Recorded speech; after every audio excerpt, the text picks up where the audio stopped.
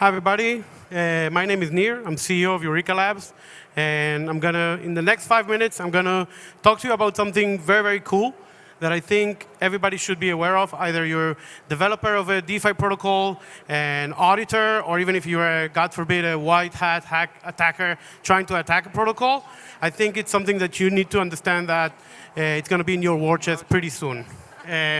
So when you're looking today at the way that flash loans work, the main limitation they have is that you can need to borrow and repay the loan at the same transaction. You cannot do anything across multiple transactions using basically a flash loan. This is done by getting any type of loan from Aave, Balancer, Uniswap. Basically any protocol that has liquidity allows anyone to borrow an infinite amount of capital completely under collateralized. So when you're, for example, auditing a protocol, you need to be aware of anyone having this tool in their war chest trying to do something to your protocol. What we're developing on top of our block builder on Ethereum mainnet, which is going to go live in Q2, is something we're calling IntraBlock loan, which is an extension of a flash loan that allows anyone to borrow uncollateralized loan for the duration of a whole Ethereum block. So this enables user to basically run any type of strategy, from MEV strategies to any type of attack they want on a block level. You can take a loan at the beginning of a block and anytime later repay it. Basically, this is done because we as a block builder have atomicity over an entire block. So we're able to verify the solvency of the loan. We're able to give anyone any amount of money they want completely uncollateralized to run this. And this is something that I think everyone should be aware of, that pretty soon it's going to be live and it's going to be available to anybody who wants to do anything they want with this. So a few examples of things you need to be aware of when you're auditing or developing a protocol. I'll give 2 examples of things that could be done with this. The first one is any type of oracle manipulation.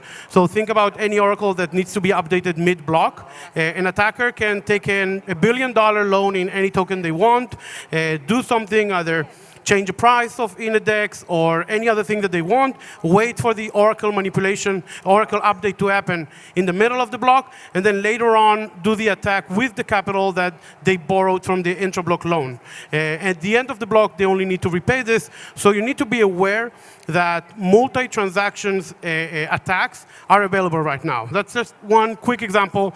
The second one, which honestly I can't take credit, I remember talking to this with someone and he said he's going to do it, is let's say you know that there's a DAO resolution that is about to be settled in a specific block, and in that block, the DAO smart contract is going to take a snapshot of the token holders to decide their voting power on that resolution. So if you know exactly when that resolution is about to happen, you know exactly what block it could happen, you can in a way sandwich it, basically borrowing a large amount of that token at the beginning of a block, staking it, waiting until at some point of the block that snapshot is going to be taken of the holders with you as one of the major holders of that token. And then at the end of the block, you unstake it and you basically repay the loan. You didn't make any money, of course, you paid the fee of the loan, but you gained a substantial amount of voting power in that resolution. There's a lot of different use cases that could be used. We're very focused on MEV. Either we're talking about like front running or sandwiching or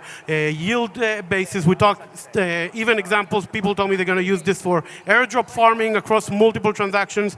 There's a lot of cool things that people will be able and will do with this. And I think if we're looking from an auditor perspective, it's something that you need to be aware of, that this exists. It's not longer, the attacks are not only happening on a transaction level, they're going to start happening on a block level. And if I can give you a small teaser, it's actually going to be in the future be able to be done on multiple blocks. So we'll be able to give users uncollateralized loan for more than a single block to be able to run complex strategies, complex, I would say even attacks. And it's definitely something that everybody should be aware. So just to finish, how auditors can stay ahead of this. So when you're thinking right now, you're auditing the code, a lot of times you're thinking about a single transaction. What will happen here will be the call stack. How will this basically go back? You need to start thinking on a block level. And in the future, I can tell you even on a multiple block level. You need to think that whoever's going to try to attack this is going to have basically infinite amount of money in any token they wish to do basically anything they want. and you need to be aware and design your protocol and basically audit it according to that. I'll finish it with saying I think that the next wave of DeFi exploit are not going to happen in the smart contract level, but actually going to be happening on a mempool perspective, and I think we should all be aware of that, and you should all know that this is going to happen. Thank you. No.